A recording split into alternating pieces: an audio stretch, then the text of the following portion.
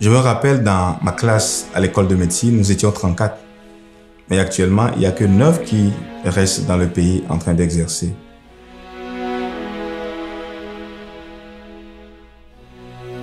Je suis le dernier né d'une famille de 16 enfants. Mon papa était un menuisier et ma maman vendait du poisson au marché.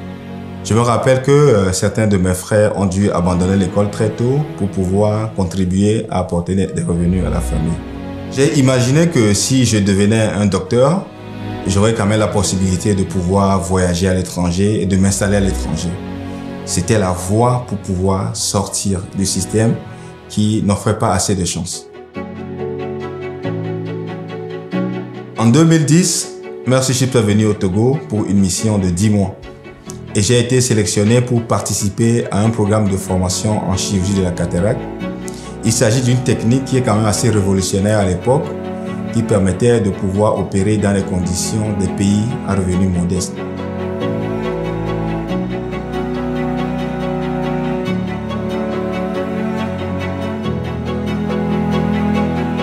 Vous imaginez que dans ces conditions, mes capacités chirurgicales ne peuvent que s'améliorer. Donc j'ai décidé à partir de ce moment de pouvoir servir mes populations et mettre mes capacités à disposition de ces populations qui en ont besoin. J'avoue quand même que les débuts n'ont pas été du tout faciles après la prise de cette décision de rester au pays. On avait les mêmes conditions de travail qui ne nous permettaient pas d'exercer avec facilité. Et la formation se faisait dans des conditions où les risques de complications étaient quand même assez élevés.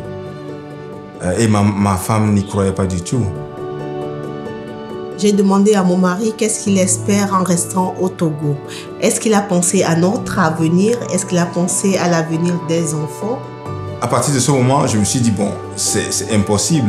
Et j'étais prêt de rejoindre l'idée initiale qui était de partir. Mais en 2012, Mercyship est revenu encore au Togo. Et à partir de ce moment, je crois que tout a changé. C'est que Dr Glenn Strauss et son équipe ont mis à ma disposition des équipements et des ressources financières nécessaires qui ont permis de débuter la clinique. Et à partir de ce moment, j'ai été en mesure de former de plus en plus de personnes et d'opérer plus que je n'en ai jamais fait.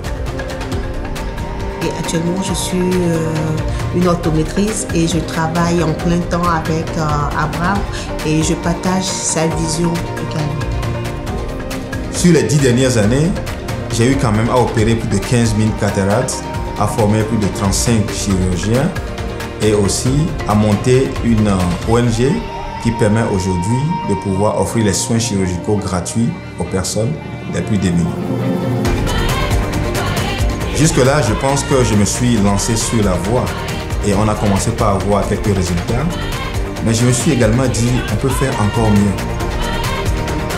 Sur les 3 prochaines années, nous ambitionnons de former environ 18 chirurgiens ophtalmologistes vraiment assez réputés.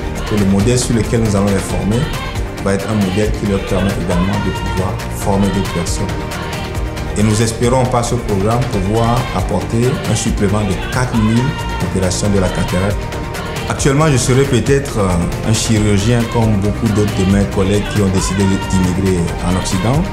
Mais la décision de pouvoir croire à mon pays et de nourrir un rêve pour le Togo m'a permis de faire ce que je suis en train de faire actuellement. Et ceci n'est que le début.